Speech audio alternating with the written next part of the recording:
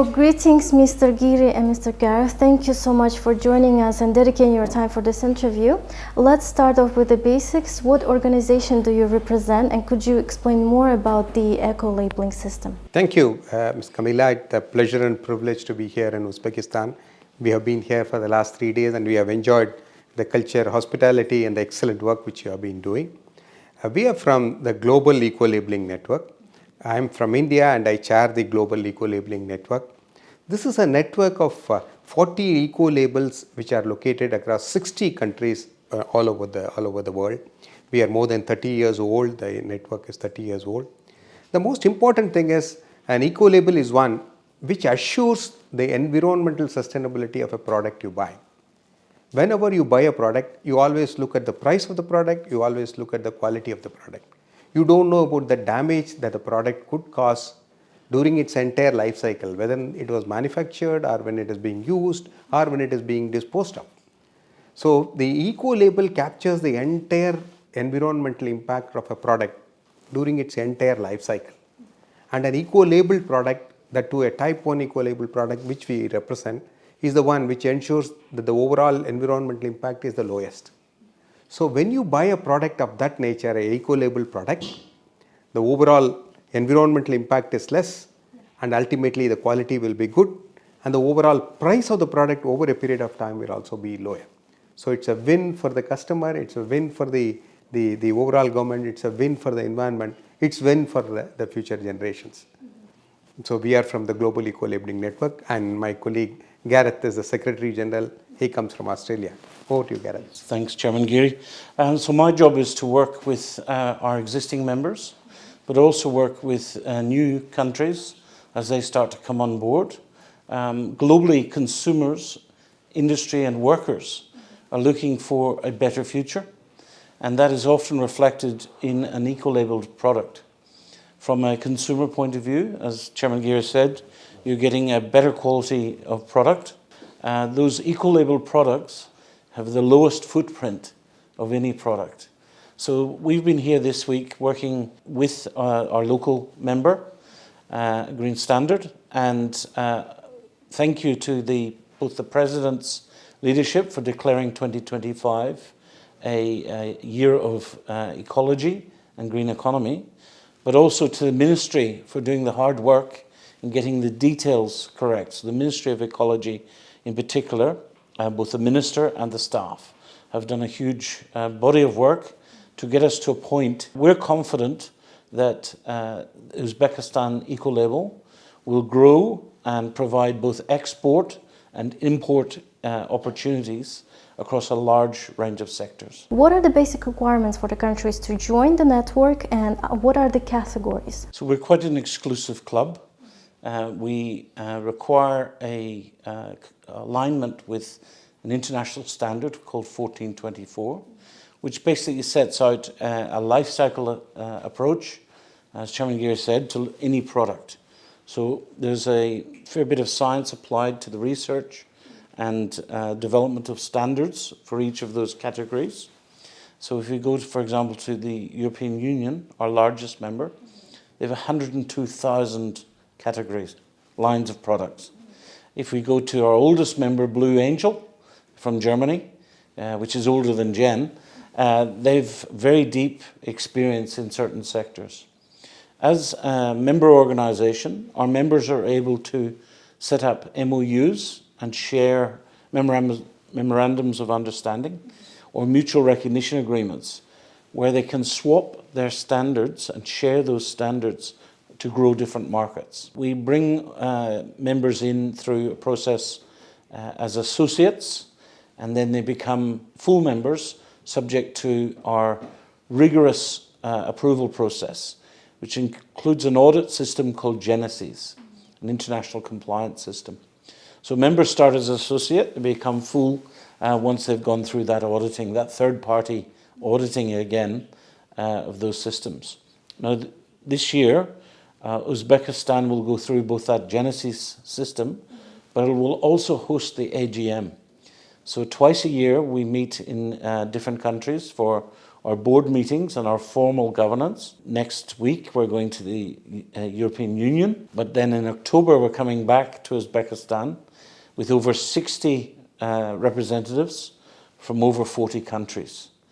And that will allow the world to see Uzbekistan's readiness for new green markets, but also other countries to look at Uzbekistan for trading opportunities, for investment opportunities. But we see Uzbekistan as being in a leadership position for both Central Asia and the Gulf states. I had the privilege of signing an MOU with the government of Uzbekistan on this Tuesday, where what we would do is we exchange all our best practices from India with Uzbekistan, learn about the best practices from Uzbekistan, as well as mutually over a period of time recognize each other's labels. This will facilitate an increase in trade on environmentally sustainable products between the countries of Uzbekistan and India. Already at the highest level, there has been a significant focus on increasing the trade between Uzbekistan and India, and this will create an additional avenue for taking that trade growth forward. In addition to that, Uzbekistan is also planning to sign an MOU or mutual recognition agreements with countries like Turkey, Korea, and maybe Singapore, and other countries would follow in the days to come. This will create an opportunity for Uzbekistan to have an environmentally sustainable product trade with all these countries and promote the use of such products, not only here but also in other countries.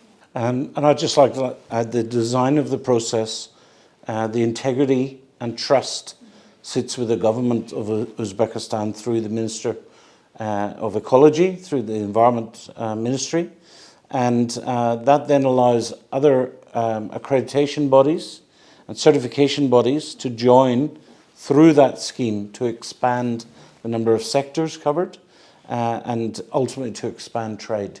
So there'll be a lot of opportunity for business, for consumers, but the key issue here is the government plays the trusted safeguard at the top of the system. And I think that's a very useful system. About 80% of our global eco-labels ultimately rest with government. So government can choose and determine what the best outcome for Uzbekistan is. Application of eco-labels is a different level, advanced level, and you have mentioned that in Uzbekistan this is a unique situation when the government considers that, and it considered it by applying another instrument, which is the resolution which has been signed recently on the green certification that eases the system and takes off the financial burden for the enterprises.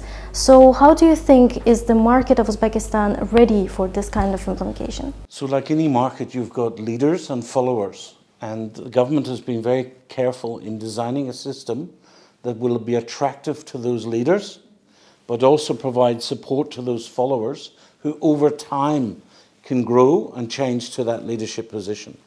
So the twin track approach allows room for leaders to get on board now and start demonstrating their capabilities. And that will be attractive to some businessmen who already show leadership in this country. The second stage then allows a period of change and growth. The green certification of manufacturing is the open door to the next level. So that will start a process which over time allows the followers to adapt to the leadership position. So ultimately the control of that system rests with the Minister of Ecology, and that allows both security and integrity of those two systems to be managed, because what you don't want is somebody playing a easier or lower grade system that undermines the quality of the top system. The government sitting over the top of that will guarantee high integrity approach. So the followers can be sure they have a pathway to the top. The leaders can start at the top. How this eco-labeling will be particularly beneficial in Uzbekistan? In which industry it is better to start off first, as you vision? In Uzbekistan, construction is growing in Uzbekistan. So construction is a sector which has got a lot of environmental impact. You make cement, you spend a lot of carbon dioxide, you send out a lot of carbon dioxide. you make steel, you have paints, you have windows, glass. There's a lot of environmental impact. So it's very appropriate that the Green Center, which is anchoring the eco label in Uzbekistan, is taking up the construction sector first. They are also collaborating with all other similar eco labels of the world. For example, India has got about 95% of the construction sector materials already eco labeled. So India is sharing the best practices with Uzbekistan. So Uzbekistan would not start from zero, but at a much higher level. They will refine it, further improve it, and make it appropriate to Uzbekistan, and then announce the rating for Uzbekistan. So construction is going to be one of the sectors which they would start with immediately. I also see tremendous growth in tourism. There's a commitment from the President to build 2,500 new hotels, 10% of those to be luxury. Now, luxury consumers are quite discerning. Luxury consumers don't want waste. Luxury consumers want quality products. Luxury consumers have an education in terms of their patterns of consumption. They're prepared to pay more for that luxury. And as Chairman Giri says, responsible luxury. So I see fantastic opportunities in an expansion in tourism. You've already got a fantastic airport today in Samarkand. We were amazed by the design. We see clearly a growth in tourists, whether they're coming for the Ummah in Samarkand or whether they're coming for the beautiful environment and the expansion of nature-based tourism. So there's a clear opportunity both for construction and tourism to go together in certifying sustainable hotels to an eco-label standard, as well as obviously the supply chain for both the construction and the tourist sector. So plenty of growth. So eco-labeling builds trust. It makes the system easier both for businesses and people. But here's the question. Does it mean that people will have to pay more? Especially because in Uzbekistan, most people look at the prices. So is this a stereotype or is this... This is a big myth. I think you have a major role in breaking this myth. Environmentally sustainable is more expensive. It's not true.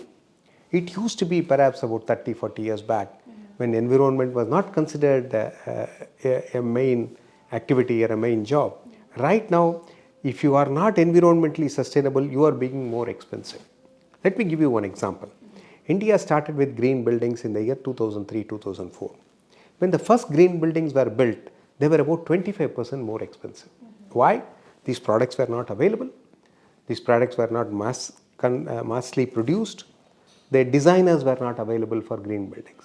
Once the ecosystem got set up, ecosystem got developed, the cost started coming down, the economy of scale made all the products available all over the country.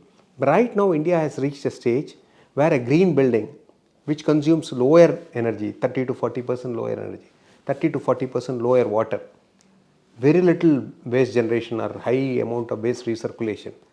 These have a lot of benefits during its operation. In addition to that, right now we have reached a stage where the cost of a new green building may be about 1.5 or 2% lower than a conventional building. So the cost of an eco-labeled product over a period of time will be significantly lower than a normal product. So only thing is we have to make a beginning. The Green Center is trying to create an overall ecosystem. Your Ministry of Ecology is pretty committed. Once we put in some efforts for say maybe about 5 or 6 years, within that period of time, the economy of scale will build up. There will be more number of experts who will be available to certify these products, help you to manufacture green eco-labeled products. The prices would come down, and ultimately the government also encourages with some incentives. It can be extremely attractive, a new growth engine for Uzbekistan's economy. Green eco-labeled products can be an engine of growth for the economy itself. How will this eco-labeling change the investment and overall market environment? How will it differentiate from the system? Yes, so if you think of sustainable property can be cheaper to build, cheaper to operate, but more attractive for tenants or occupiers of that building. So there's generally a higher yield for the asset owner. There can be a discounted finance rate from the banks or the lenders, even a discounted mortgage rate, because the risks are lower, the quality of that building's higher, it's got a longer, more functional design life. And that can pass from a building all the way down to white goods. People are buying appliances. If you're thinking of a washing machine. So the washing machine has inputs. It's got powder going in, it's soap, it's got water going in, but it's got electricity going in. Many people only look at the ticket price and don't think about the life cycle cost. The total cost of ownership of an eco-labeled good is cheaper than what you see on a cheap label in the store. People forget they pay more for soap, for an inefficient machine. It takes longer and more water to clean, and ultimately more energy. So if you look at an eco-label good, you're getting better value for money. And the same for banks and insurance and all the risk categories. Banks are able to price loans for green products better than conventional products. So as we can see, it's both beneficial for businesses and for people themselves. How do you envision the system evolving in Uzbekistan? The vision has already begun. Yes. The very fact that your president has announced the next year to be a year for ecology and green economy is a significant step. And the second step of introducing the eco-label by the Green Center as part of the Ministry of Ecology is another significant step. Now, the only thing which needs to be done, one, make a beginning, create an impact, and then gradually spread it to all the products. Our vision ultimately is that in Uzbekistan, if you go to a market to buy a product, whether you are a businessman for buying for your business or an individual customer going to a shop to buy a product, you would not only look at the price, quality, but also look at whether it has got a green standard mark or not. If we reach that stage, that's the stage which we are aspiring for. All the products should be eco-labeled in the entire country. If that is done for the entire world will be a better place to live for, not only for us, for our posterity. Yes, you're right. Camila, I'd just like to add the opportunity for workers and bosses to start thinking differently about their own future. Green economy allows an improvement in skills and also a more secure working environment. And that's very important for people who have a job. It's important for the multitude of people at university here. I see lots of students working really hard. They want a future which is more secure. And a green economy is the way the global environment, the global economies are heading. And this creates opportunities both for investors, employers, and workers to have a more secure future. More secure future that is also more environmentally friendly and safe, which is very important today. Thank you so much for this fruitful conversation and making people aware about the system. So as we can see, we're moving towards a greener world with this kind of certifications and labels. Thank you so much. Rahmat. Privilege to be a part of this discussion. I'm sure posterity will thank us, will thank the present government, and people like you will have a better environment to enjoy. Thank you. Thank you. Thank you.